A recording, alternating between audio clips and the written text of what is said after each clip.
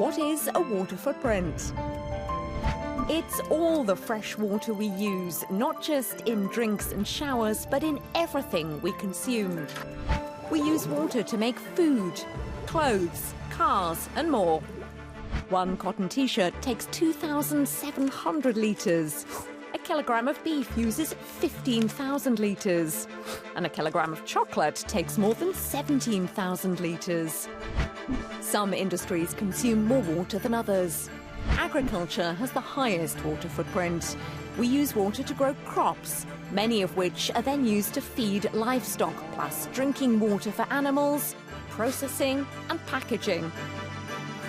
Energy production is also highly intensive. Water's used for cooling in power plants, biofuel plants and in hydroelectric power.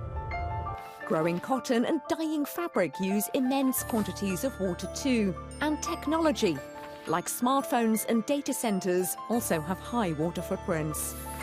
The EU has 2 corporate sustainability directives which oblige companies to address their environmental impact, including their water footprint, and lessen any negative effects like excessive water use or damage to ecosystems.